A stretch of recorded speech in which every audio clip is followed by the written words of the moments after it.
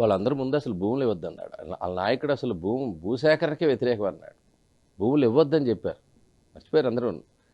2014-19లో Bhogapuram భూసేకరణకి notification ఇచ్చినప్పుడు lands ఇవ్వద్దని చెప్పి గొడవ చేసిన వ్యక్తి. ఈరోజు ఆయన అయిపోయిందని అంటే ప్రజలు నమ్మే స్థితిలో లేరు. ఇవన్నీ ఇప్పుడు ఆ ప్రతిపక్షంలో ఉన్నారు.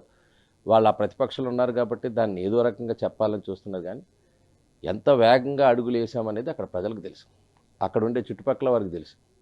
ఈ 16 నెలల్లో జరిగిన పని పురోగతి ఎప్పటికప్పుడు పర్యవేక్షణ కానీ దానివల్ల జరిగినాయి. ఎప్పుడు సమీక్షలు అనేవి ఉన్నాయి. 14-19లో జరిగినన్ని సమీక్షలు ఎప్పుడూ జరగదు. 19-24లో అసలు రివ్యూస్ ఎక్కడ ఉన్నాయి? ఏదైనా ప్రాజెక్టు, ఏ ప్రాజెక్టు జరిగింది రాష్ట్రంలో? అన్ని ప్రాజెక్టులు ఆపేశారు. అమరావతి ఆగిపోయింది, పోలవరం ఆగిపోయింది, భోగాపురం కూడా ఆగిపోయింది. సో ఇది ప్రజలందరికీ తెలుసు. సో రాష్ట్రానికి దేశానికి ఉపయోగొచ్చేటువంటి ఏ ఒక్క ప్రాజెక్టు, రైల్వే జోన్కే ల్యాండ్ ఇవ్వలేదు.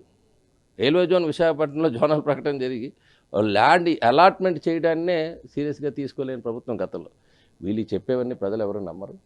ఈరోజు స్పష్టంగా కనబడుతుంది ఎన్ని రకాలుగా ఎన్నిసార్లు దీనిపైన సమీక్షలు జరిగాయి. వారి నిరంతర పర్యవేక్షణ వల్ల ఇది సాధ్యమైంది.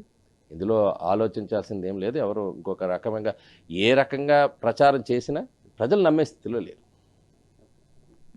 ఇది వెస్ట్ ఎమ్మెల్యే గణబాబు మాటలు బట్టి వైఎస్ఆర్సీపీ నాయకులు కేవలం ఉనికి కోసం ఇలాంటి విమర్శలు చేస్తున్నారు.